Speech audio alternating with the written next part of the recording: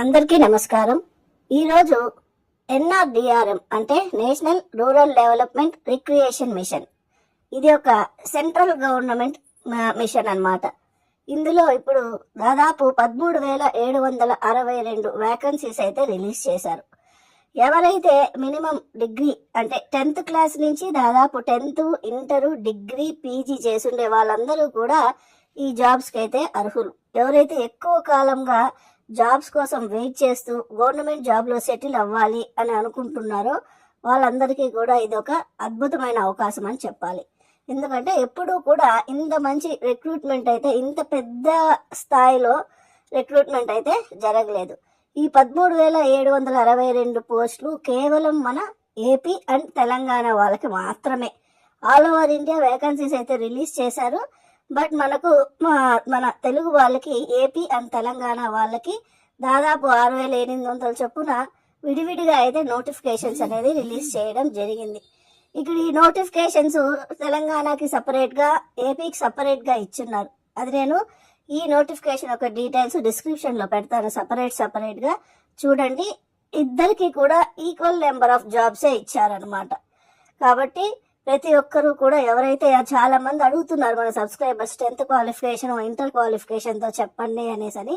So ఇక్కడ దశల వారీగా అంటే 10th వాళ్ళకి కొన్ని జాబ్స్ ఉంది, ఇంటర్ వాళ్ళకి, డిగ్రీ వాళ్ళకి, పీజీ వాళ్ళకి కొన్ని విడివిడిగా అయితే జాబ్స్ ఉన్నాయి. కొన్ని జాబ్స్కి ఎక్స్పీరియన్స్ అడిగారు, కొన్ని వాటికి అసలు ఎక్స్పీరియన్సే అవసరం లేదని కూడా చెప్పారు.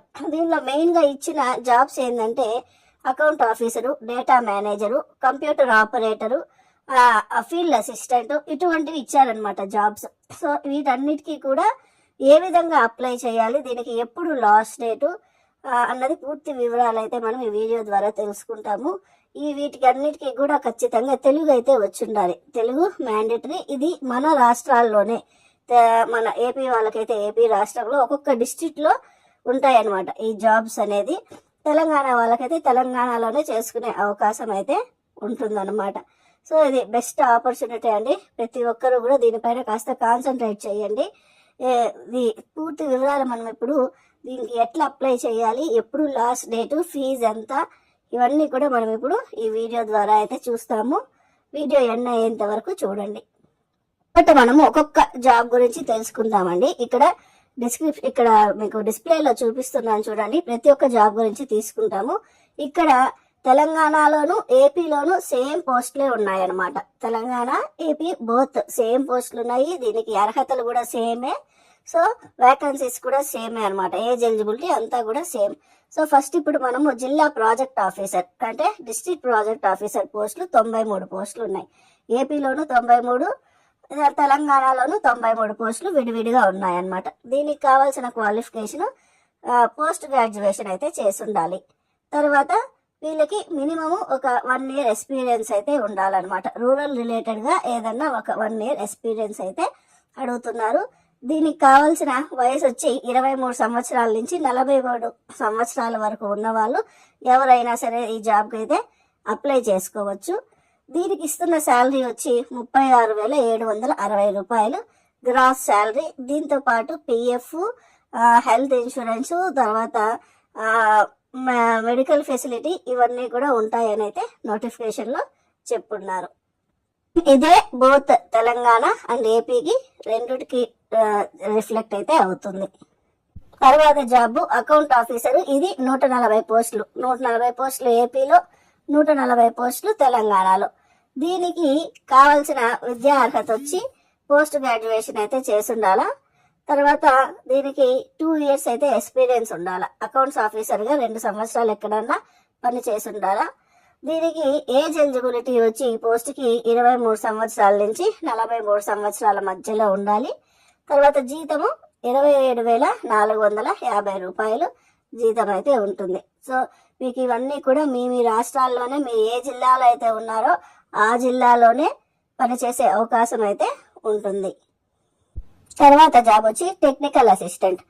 ఈ టెక్నికల్ అసిస్టెంట్ తెలంగాణలో 198 పోస్టులు, మన ఏపీలో 198 పోస్టులు ఉంటాయన్నమాట.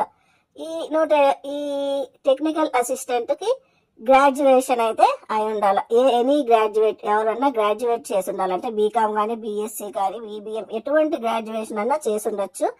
కానీ ఈ గ్రాడ్యుయేషన్ తో పాటు 6 నెలలు కంప్లీట్ చేసిన DCA సర్టిఫికేట్ ఉండాలి. DCA అంటే మీకు తెలుసు, diploma in computer applications. So computer course ఏదో ఒకటి చేసి ఉండేది 6 months చేసిండే కోర్స్ అయితే మినిమం ఉండాలి అని అయితే అడుగుతూ ఉన్నారు.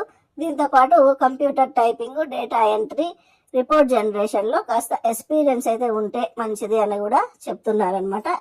MS ఆఫీస్ పైన కూడా కాస్త నాలెడ్జ్ ఉండాలి అని కూడా చెప్తూ ఉన్నారనమాట. తర్వాత దీనికి ఒకవేళ డిప్లొమా హోల్డర్స్ ఉంటారు, ఈ పాలిటెక్నిక్ లో డిప్లొమా చేసిన వాళ్ళు, 3 years డిప్లొమా చేసిన వాళ్ళు ఉంటారు, వాళ్ళు కూడా ఈ జాబ్స్ కి అయితే అప్లై చేసుకోవచ్చు. బోత్ గ్రాడ్యుయేట్స్ లేదా డిప్లొమా హోల్డర్స్ వీళ్ళు ఇద్దరు కూడా దీనికి అప్లై చేసుకోవచ్చు. దీనికి ఉండవలసిన ఏజ్ వచ్చి 21 years నుంచి 43 years, 21 సంవత్సరాల నుంచి 43 సంవత్సరాల మధ్యలో ఉన్న వారికైతే ఈ ఉద్యోగానికి అప్లై చేసుకోవచ్చు. అదే విధంగా దీనికి ఇస్తున్న జీతం వచ్చి 30,750 రూపాయలు. దీంతో పాటు మీకు అదర్ బెనిఫిట్స్ కూడా ఉంటుంది. హెల్త్ బెనిఫిట్స్ కానీ, PF కానీ ఇటువంటివి ఉంటాయని కూడా చెప్తున్నారు. దీంట్లో ఈ చెప్తున్న అన్ని జాబ్స్ లోనూ ఇంకొక విషయం ఏంది అంటే 3 years అయిన తర్వాత వాళ్ళకి 8% ఇంక్రిమెంట్ ఉంటుంది శాలరీలో. ఎవ్రీ ఇయర్ 8% ఇంక్రిమెంట్ కూడా ఉంటుంది అని కూడా చెప్తున్నారు. ఇది ఫిక్స్డ్ శాలరీ కాదు, పెరుగుతా పోతుంది అని కూడా చెప్తున్నారు. మొత్తం ఈ ప్రాజెక్టు 6 years ప్రాజెక్ట్ అంట. దీని తర్వాత కూడా ఇది కంటిన్యూ అయ్యే అవకాశం అయితే ఉంది అని అయితే అంటున్నారు.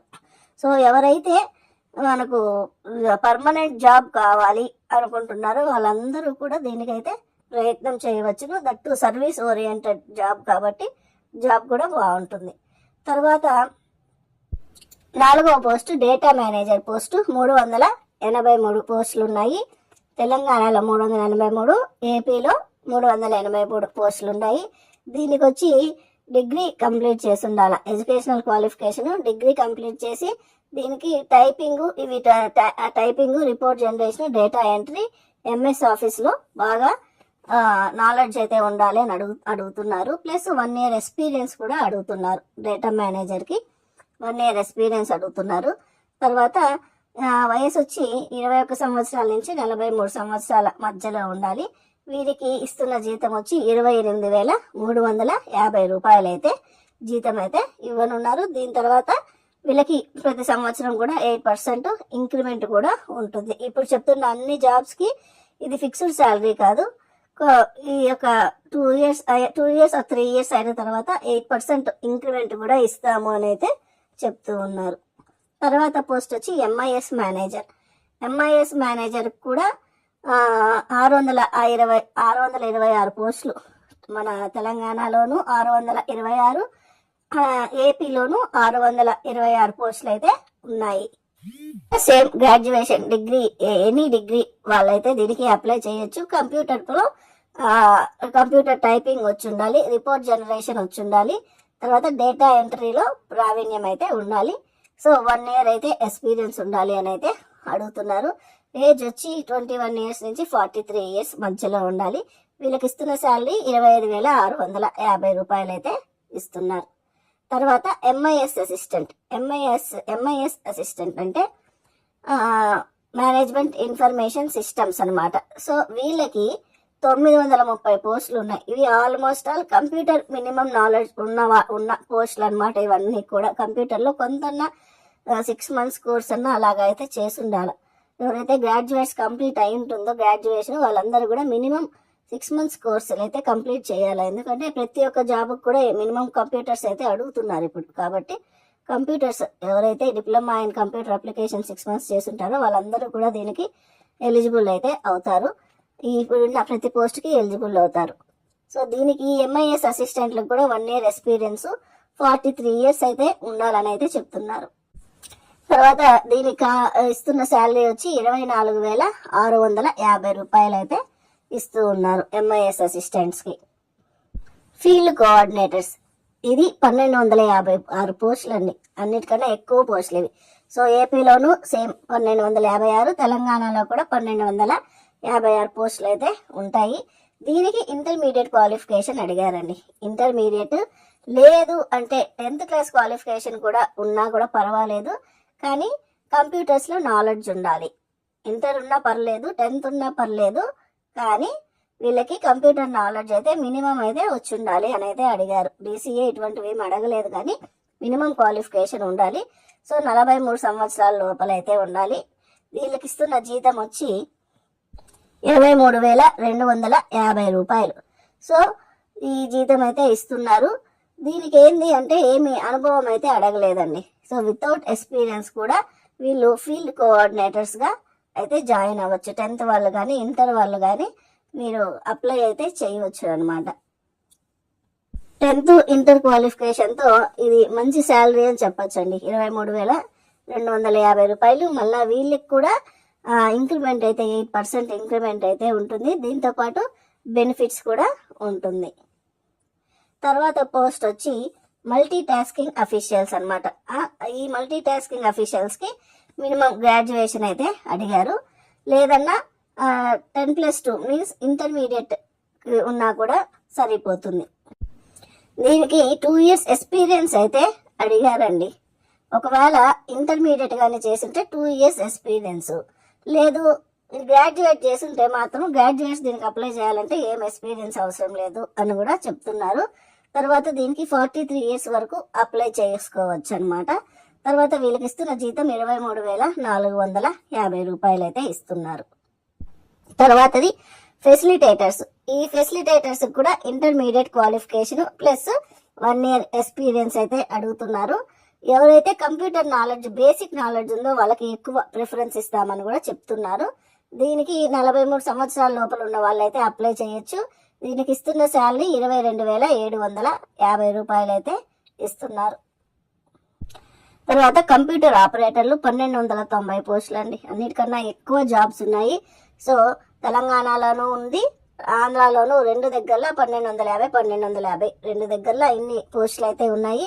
దీనికి కూడా 10+3, 10+2 అంటే 10+3 అంటే 10th చదివి డిప్లొమా చేస్తుంటారు పాలిటెక్నిక్ వాళ్ళకి, మరియు 10+2 అంటే ఇంటర్మీడియట్ చేసుంటారు వాళ్ళకి, ఇద్దరికి కూడా ఈ జాబ్స్ అయితే అప్లై చేయవచ్చును.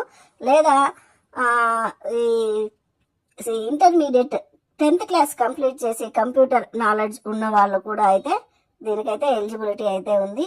ఈ ఎవరికైతే ఇంటర్మీడియట్ లేదా 10th క్లాస్ ఉంది అటువంటి వాళ్ళకైతే ఖచ్చితంగా 6 months కోర్స్ DCA కోర్స్ అయితే చేసి ఉండాలి అని అయితే చెప్తున్నారు.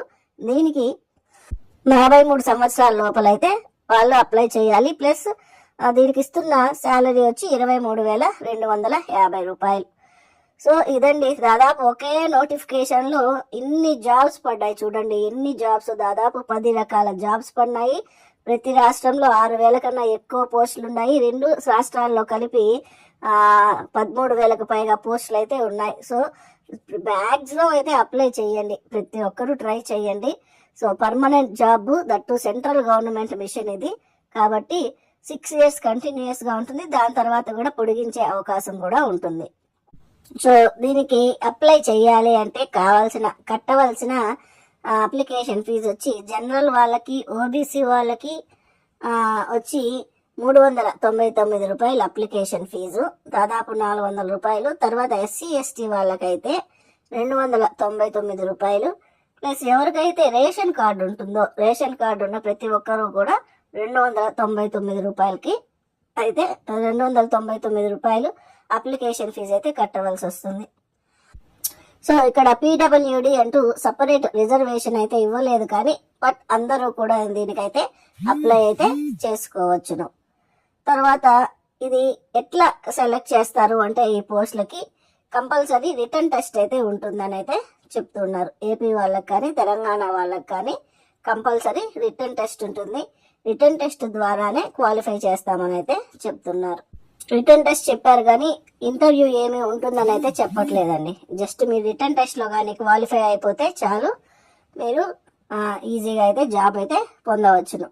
తర్వాత దీనికి ఆన్లైన్ లో అప్లై చేసుకోవాలండి. ఈ అప్లికేషన్ లింక్ నేను డిస్క్రిప్షన్ బాక్స్ లో పెడతాను. NRDRM అఫీషియల్ వెబ్సైట్ లోనే వెళ్ళి చేసుకోవాల్సి ఉంటుంది. ఇంకా ఏ రకంగానూ చేసుకోలేరు, అంటే ఆఫ్లైన్ లో ఏమి చేయలేము, మొత్తము కూడా ఆన్లైన్ లోనే చేయవలసి ఉంటుంది. ఆన్లైన్ రిజిస్ట్రేషన్ ఫిబ్రవరి 5వ తేదీ నుంచి ప్రారంభమవుతుంది. దీనికి లాస్ట్ డేట్ వచ్చి ఫిబ్రవరి 24వ తేదీ దీనికి లాస్ట్ డేట్ అన్నమాట. సో ఫిబ్రవరి 24వ తేదీ లోపలైతే మీరు అప్లై అయితే చేసేసేయండి. మల్టిపుల్ జాబ్స్ కూడా అప్లై చేయొచ్చు అని కూడా చెప్తున్నారు. ఒకే జాబ్కే చేయాలి అన్న అవసరం అయితే లేదు, మల్టిపుల్ జాబ్స్ కూడా అప్లై చేయొచ్చు అని కూడా చెప్తున్నారు. ఒకవేళ మీరు ఒకటి కన్నా ఎక్కువ పోస్టులు అప్లై చేయాలి అనుకుంటే ఈ డిఫరెంట్ పోస్టులకి సపరేట్గా అయితే మీరు అప్లికేషన్ ఫీజు అయితే కట్టవలసి ఉంటుందన్నమాట. సో అది కూడా గమనించండి. సపరేట్గా అయితే ప్రతి ఒక్క దానికి సపరేట్గా అప్లై చేయాలి.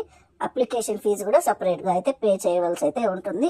అన్నిటికీ లాస్ట్ డేట్ వచ్చి ఫిబ్రవరి 24, 2025. సో ఇదండి కంప్లీట్ డీటెయిల్స్. దీనిపైన ఇంకేమైనా డౌట్లు ఉంటే మీరు కామెంట్స్ రూపంలో అడిగినట్లయితే నాకు తెలిసినంత వరకు నేను మీకు రెస్పాండ్ అయితే అవుతాను. సో ఈ వీడియోని మాత్రం ప్రతి ఒక్కరూ దయచేసి అందరికీ షేర్ చేయండి. ఇది ఇంత పెద్ద నోటిఫికేషన్, ఇన్ని జాబ్స్ రావడం మనకు ఏపీ తెలంగాణలో చాలా అరుదు. కాబట్టి మ్యాక్సిమం 10th కానీ ఇంటర్, డిగ్రీ, పీజీ ఎవరు చేస్తున్నారో వాళ్ళందరికీ కూడా మ్యాక్సిమం ఈ వీడియో షేర్ చేయండి. మీరు షేర్ చేయడం వల్ల వాళ్ళు ప్రతి ఒక్కరూ ఈ నోటిఫికేషన్ ద్వారా లబ్ధి పొందే అవకాశం అయితే ఉంది. సో మీకు ఈ వీడియో నచ్చినట్లయితే ఖచ్చితంగా లైక్ చేయండి, ఇతరులకి షేర్ చేయండి. ఒకవేళ మా ఛానల్ ఎవరైతే కొత్తగా చూస్తున్నారో వాళ్ళు ఖచ్చితంగా సబ్స్క్రైబ్ చేయండి. బెల్ ఐకాన్ ప్రెస్ చేసినట్లయితే మీకు మేము ఇచ్చే ప్రతి అప్డేట్ కూడా నోటిఫికేషన్ రూపంలో వస్తుంది. So thank you very much.